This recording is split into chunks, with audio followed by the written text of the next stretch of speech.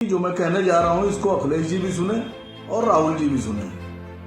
देखिए, नरेंद्र मोदी जी को उत्तर प्रदेश में आरएलडी से ना मोहब्बत है, ना उनको किसी तरह का खतरा था, ना ही वो इसलिए आरएलडी को ले रहे हैं कि वो कमजोर है। हकीकत यह है कि जाटों के नेता मोदी जी हैं।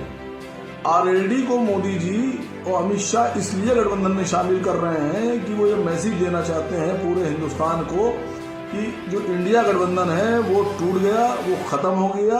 मोदी जी ये जाहिर करना चाहते हैं पूरे देश में कि सब बीजेपी के साथ है, मोदी के साथ है और जो मेन विपक्ष है वो अकेला होगा। देखिए, इस चैनल के एडिटर जनाब मिश्रा जी भी ये कह रहे हैं कि आसिम वकार साहब, आपने जो 4 दिन पहले भविष्यवाणी की थी वो सच हो गई और आरएलडी का सब तय हो गया गठजोड़ बीजेपी में जाने का। मैं ये चाहता हूं कि जो मैं कहने जा रहा हूं इसको अखिलेश जी भी सुने और राहुल जी भी सुने। देखिए, नरेंद्र मोदी जी को उत्तर प्रदेश में आरएलडी से ना मोहब्बत है, ना उनको किसी तरह का खतरा था, ना ही वो इसलिए आरएलडी को ले रहे हैं कि वो कमजोर है। हकीकत यह है कि जाटों के नेता मोदी जी हैं। आरएलडी को मोदी जी और अमित शाह इसलिए गठबंधन में शामिल कर रहे हैं कि वो ये मैसेज देना चाहते हैं पूरे हिंदुस्तान को कि जो इंडिया गठबंधन है वो टूट गया, वो खत्म हो गया। मोदी जी ये जाहिर करना चाहते हैं पूरे देश में कि सब बीजेपी के साथ है, मोदी के साथ है और जो मेन विपक्ष है वो अकेला हो गया। मैं चाहता हूं कि आप लोग भी सुनिए।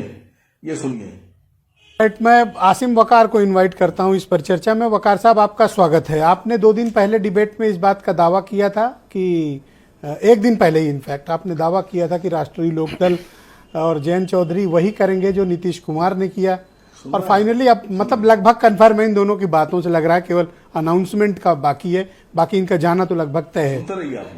आपको कैसे पता था कि ये जा सकते हैं उधर? आपको किसने बताई ये बात?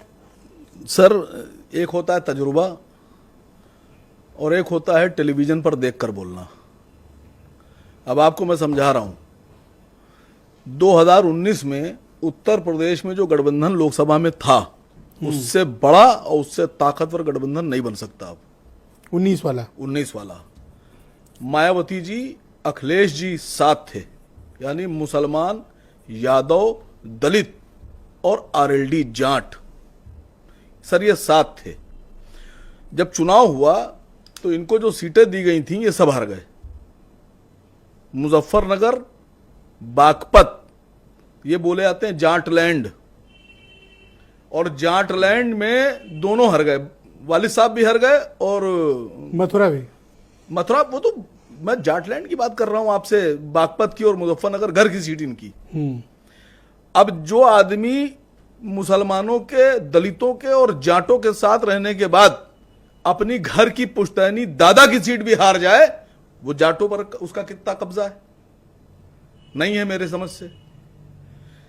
मैं आपको जो आंकड़ा देना चाहता हूं, मुजफ्फरनगर में लगभग 5 लाख मुसलमान हैं और 1,35,000 जाट है। मुसलमानों ने दिल खोलकर वोट दिया अजीत सिंह को। इसका मतलब संजीव बालियान जीते जाट वोट से। दूसरा मैं बता रहा हूं आपसे, बागपत में 4 लाख जाट वोट है और 3.5 लाख मुसलमान वोट है। यह भी सीट जयंत चौधरी खुद हार गए। जाटों ने बीजेपी को वोट दिया। मैंने आपके यहां अभी 2 दिन पहले जो बोला था उसकी गहराई ये थी कि जाट बीजेपी के साथ है। तो आप ये कहना चाहते हो कि जयंत मजबूरी में उधर गए हैं? जाटों के नेता है मोदी जी, हैं? जाटों के नेता है मोदी जी। तो अब आपको समझाऊं, ये मैं चाहता हूं कि मेरी बात अखिलेश जी भी सुने। भारतीय जनता पार्टी के साथ आरएलडी के जाने से इंडिया अलायंस का 1 रुपए का भी नुकसान नहीं हुआ है और फायदा है उल्टा। कैसे, थोड़ा ये समझाओ। देखिए, फिर मैं काफी बेचैन थे राजीव राय, उनको तसल्ली मिलेगी। मैं आपसे कह रहा हूं कि जब मुसलमान और नहीं तो मोदी जी क्या ना भेज दे, यही सूत्र है हमको लग रहा है। आप पहला राउंड है ना, अरे ऐसे ही आप कभी बोला उन्होंने आपके पहला राउंड क्या होती है, समझाएंगे उत्तर प्रदेश की राजनीति। अब 2019 में दलित, मुसलमान और यादव और जाट जब इकट्ठा थे तब तो ये जीत नहीं पाए, ये भी जानते हैं। तेलंगाना जब इतना बड़ा गठबंधन था, रोहित ऐसा मत करो, प्लीज ऐसे मत करो। जब ये जानते थे कि इतना बड़ा गठबंधन था, उसके बाद ये नहीं जीत पाए, तो अब ये कैसे जीतेंगे? अब तो मायावती भी साथ में नहीं है। तो इन्हीं ने सबसे बेहतरीन जो इनका जो अकल काम की वो ये की कि ये बीजेपी में निकल जाए। भारतीय जनता पार्टी इनको 2 से ज्यादा सीटें नहीं देगी। क्या 4 की बात चल रही है? सर नहीं देगी। मैं फिर आपसे कह रहा हूं, आप बात को समझिए मेरी।